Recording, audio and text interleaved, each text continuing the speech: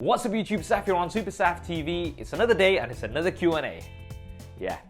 Anyway, we're here on the couch and that means it's going to be a chilled out, relaxed video. I did say I was going to try to do these once a month, so we had one in Jan and we've got one here in Feb now. So let's get straight to it. How did you get the name SuperSaf? Where did the name SuperSaf come from? Now this is something I get asked a lot. Where did SuperSaf come from? So my full name is Safwan, for those of you guys who don't know, or some people like to pronounce it Safwan.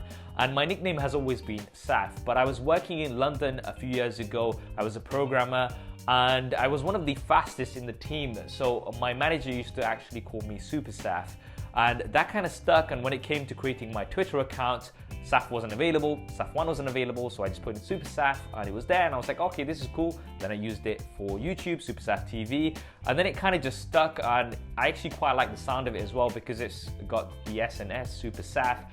It sounds quite nice and it's quite catchy, and it's also quite unique, so I'm easily searchable. And that's the story of SuperSaf. Do you think you'll ever be as cool as Beginner's Tech? Yeah, I don't think so. I mean, Beginner's Tech's pretty cool, but he's also a waste man. Joking, love you bro. Do you think that the S9 will get a completely bezel-less display? Samsung Galaxy S9. Thinking face. Lots of questions around the S9, expectations around the S9. I have done a detailed leaks and rumors roundup on the channel. I'll link that in the cards as well as in the description. So if you want the full details of everything we know, that's going to be on there. In terms of my personal expectations, I'm most looking forward to the camera. Obviously, Samsung has emphasized quite a bit on the camera reimagined. And as far as we know, it's going to have a variable aperture lens, the first on any smartphone as far as I'm aware. And I'm very excited to see how Samsung are going to be utilizing that, especially with their software and also the new processors, so the Snapdragon 845 as well as the Samsung Exynos 8, 9, 10. So I expect it to be definitely one of the best smartphones and the best smartphone cameras of this year. And there's going to be lots of coverage as soon as it's out, so make sure you stay tuned for it. Did I get married? I don't know. Did you get married? Mr. Who's the Boss asks, what's the video you're most proud of? Good question. I mean, it's a difficult one to answer because I've created over 600 videos in my 6 years on YouTube. Looking at it recently, I was quite proud of my DJI Mavic Air video, the drone. I have always been a drone enthusiast and I've always been into filmmaking. And with the Mavic Air video, it allowed me to kind of be a bit more creative, get some really nice shots. And fun fact, I was actually ill during that time, so I had to go out in the freezing cold while I was not feeling too good, and it was quite a challenge to get all of the shots, so I was quite proud of how the video turned out, and the feedback of it was also great. KSI versus SuperSaf. Will you fight KSI? I'm not gonna fight anybody. I don't do beef on YouTube. I'm quite a peaceful guy and I get along with most people here, and I'm not gonna be fighting anybody soon. What's your opinion on the HomePod? So the HomePod, I mean, you guys know that I haven't bought one and I haven't put it in the channel. The main reason being is it's too locked in the Apple ecosystem. I don't use Apple Music. You know, it doesn't work with things like Spotify. With my Android devices, you guys know that I'm primarily an Android user. So for all of these reasons, I've not really felt that it's necessary for me to get it. If you are somebody who's an Apple user, then it might be something that's good for you if you're in the ecosystem. Otherwise, I don't think it's a great option. Marquez has done a great video on it and I will be linking his video in the description below. Man, what happened to Lockup 2? I really want to know. I want to watch it. Okay, Lockup 2. This is something that a few of you guys may not know about, but before I actually started making proper YouTube videos, I was really into filmmaking, so I was making little short trailers and things, and one of them was an action movie trailer, Lockup 2, which I called it.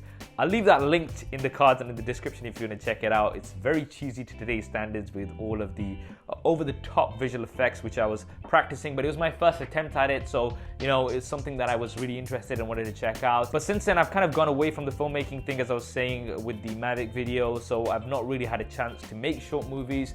It's something that I'm hoping to do at some point in my life, so I'll hopefully get back into proper filmmaking in the future. But if you want to check out that video and have a laugh and see me without a beard, then that's going to be linked in the description below. Who's your favorite tech YouTuber? Who's your favorite YouTuber in general? Favorite tech YouTuber and inspiration? Who's your favorite YouTuber? Who's your most favorite tech reviewer beside yourself? Favorite YouTubers. So many questions about favorite YouTubers. It's very difficult for me to pick my favorite YouTubers. I do watch a lot of YouTube. I don't actually watch much TV at all anymore. It's mostly YouTube. If I was to pick, say, my top 3 of the ones that I watch, a lot of Casey Neistat would have to be there.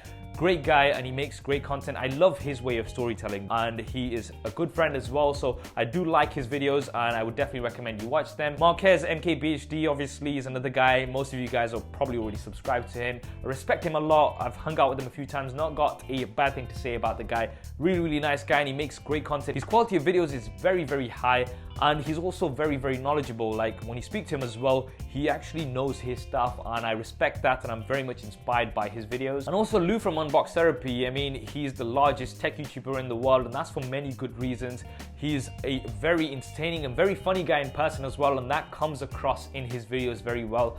And also, if you look at my unboxings, they're obviously inspired quite a bit by him, his sort of style of the top-down camera with the front-facing camera, and full credit to him for that. It's a great way to represent unboxings, and his content in general is just very inspiring, and I definitely recommend you check him out. I'm going to be linking those guys in the description below, but I'm assuming you already subscribed to them anyway. What's the most difficult thing about being a YouTuber? How did it feel going full-time on YouTube? Is it hard being a full-time YouTuber? What keeps you motivated? So a lot of you guys may or may not know, but I only went full-time on YouTube last year. I was actually working full-time as well as making YouTube videos before that. So it's been just about a year since I went completely full-time on YouTube, and it's been awesome. I've been able to take on so many more opportunities. Is it challenging? Yes, it is. When you're working for yourself, kind of motivating yourself to sometimes make videos, you can get lazy as well. But what motivates me is you guys, basically. I know it sounds really cliche, but yeah, I mean, it's the support and the views, the comments.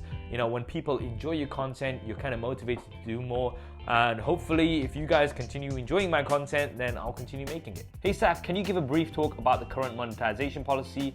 What do you think of it? Okay, so the new YouTube monetization policy, I actually did a live stream about this and I went into things in detail. That's going to be linked in the description below. But in a nutshell, YouTube changed their policies on monetization. You need a minimum of 1,000 subscribers as well as, I think it's 4,000 hours of watch time over the past year in order to be able to be monetized. And I actually think this is a very positive thing. One thing that I always say to the smaller creators is always look long term. Don't think about making a few bucks. You're never going to get far that way. I mean, as far as I'm aware, most of the creators affected were already making less than $100 a year. So that's not really a large amount when you look at the bigger scheme of things. I think this is a good thing because it avoids the bad actors, those people who put on clickbaity content, those people who put on stolen content, who would be able to monetize that straight away. They're not going to be able to do that anymore. It's going to give advertisers more confidence, and I think it's going to help the platform overall for the long term. So once again, think about the long term, not the short term. So guys, that is February's Ask Saf Q&A. Thank you for all of your questions. I actually like doing these videos. It's a nice way to kind of engage with you guys and answer questions that I ask quite a bit here on the channel. I hope you enjoyed it. If you did, then do hit that thumbs up button. And remember, there's going to be lots of Samsung Galaxy S9 coverage coming up here on the channel in just about a week. So make sure you're subscribed and switch on notifications if you haven't already. Thanks for watching. This is Saf on SuperSaf TV. I'll see you next time.